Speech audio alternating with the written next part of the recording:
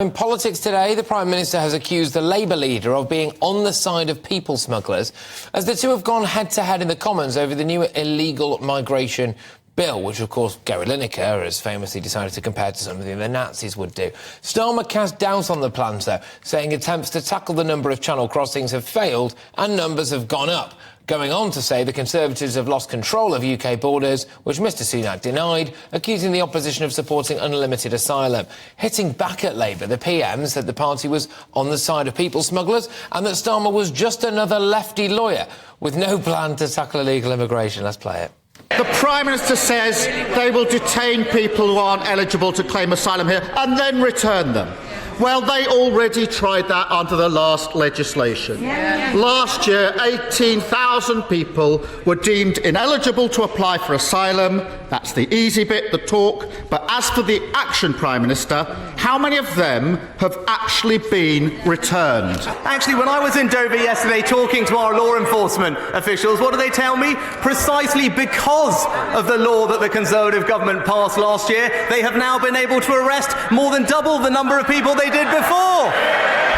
397 in the last 6 months. But stopping the boats, Mr. Speaker, stopping the boats is not just my priority, it is the people's priority.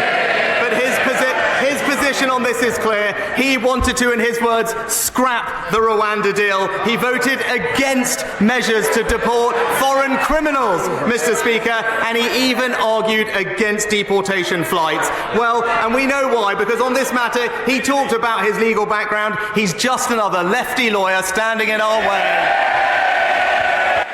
Right, well, there we go. A bit of Punch and Judy stuff in the Commons earlier, wasn't it? I quite like it when it gets feisty. Joining me now is the chair of Migration Watch, Alp Mehmet. Alp, thank you very much. OK, so is Keir Starmer on the side of people smugglers? Ask him. I wouldn't go that far, I have to say. On the evidence that he has, by and large, been against the sort of tougher measures that have been proposed over the last few years, yeah, I think you could argue that. He did also sign a letter calling for the stop to deportation of a certain Jamaican criminal, along with some lovies, some other lawyers, other left-wing lawyers, and indeed some quite well-known people who, well, shall we say, appear on TV from time to time and the movies. Yes, no, indeed. I mean, obviously Gary Lineker is also in hot water at the minute out for saying that basically what the government wants to do is akin to, or the language the government is using is akin to that used by Hitler in Germany under the Nazis. I mean, what do you make of that? Because a lot of people are saying he should be sacked.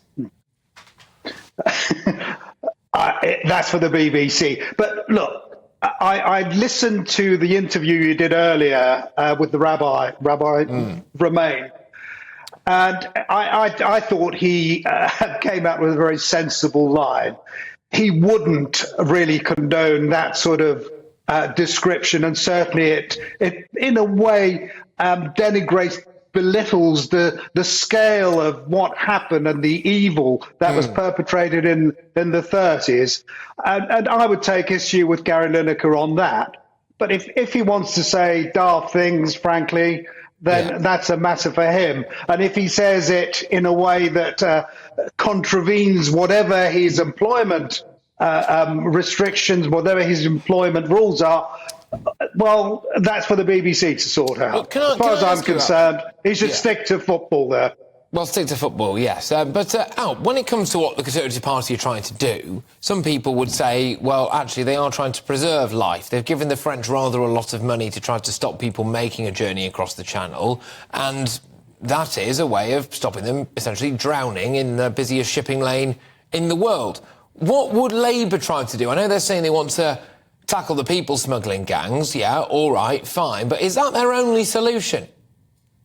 Well, the Labour Party seems to say, let's tackle the gangs and get the backlog down, and that miraculously is going to stop people from coming over. It won't. I mean, it's a nonsense, frankly. It's a vacuous, empty policy. And I'm afraid that if they're serious about stopping this, and I'd like to believe that we're all serious about stopping what's going on. Of course, we want to stop it because it's going to mean more loss of life. It's very costly. And most of the people in this country are absolutely fed to the back teeth, really, with it all going on and escalating in the way that it has. And it is escalating on present trends. We're really looking at double the number that came in last year. Whether it is that number at the end, I don't know. But certainly it's something that's going to go on growing and growing. The costs will grow and more people will die. OK, look, Alp, thank you very, very much. That is Alp Mehmet there, who is the chair of Migration Watch, reacting to a few things that are wrapped up now in this great big immigration debate. So the illegal immigration bill, what Rishi Sunak essentially wants to be able to do is to deport more people and put a cap on the number of refugees. Keir Starmer is saying, well, this won't work. It is fascinating, though, the position that we're in politically here, because Rishi Sunak obviously was stood on a plinth yesterday that said stop the boats. So he is in a tricky situation, clearly, if the boats don't stop. The Labour Party also now, potentially, some could argue, would do everything that they could to make sure the boats don't stop, so that Rishi Sunak breaks his promise there and the British public see that. So questions to be had over whether or not they would act in the best interest of the people, but there we have it. Rishi Sunak said yesterday that there wasn't one silver bullet to solve the migrant crisis, and former Home Secretary Priti Patel agrees with the Prime Minister. Shock horror. The legislation has only just been published. It's got to go through Parliament. We all want this to work. I think it's important to recognise that obviously it builds upon the previous work that's been put in place. But we do have legislation that only came in this year. It still needs to be implemented, and there's a very, very important message there. Implement what we've got and build upon that going forward. And, you know, look at the work that was done through the new plan for immigration. There's no one single solution to this at all. This needs end-to-end reform. Yeah, indeed. And Rishi Sunak's going to have to brace himself for the inevitable legal storm that is heading his way from the quote-unquote lefty lawyers, which is a phrase he used to quote Keir Starmer as earlier on. And our very own Tom Harwell was magnificent yesterday, teaching the likes of Robert Peston how it is done by asking a very short and concise and clear question to the Prime Minister, such as, are you up for the fight? Rishi Sunak said he was up for the fight. Tom Harwell asked him, well, what's plan B if this doesn't work? Rishi Sunak quite concisely said that basically there is no plan B, this is going to work.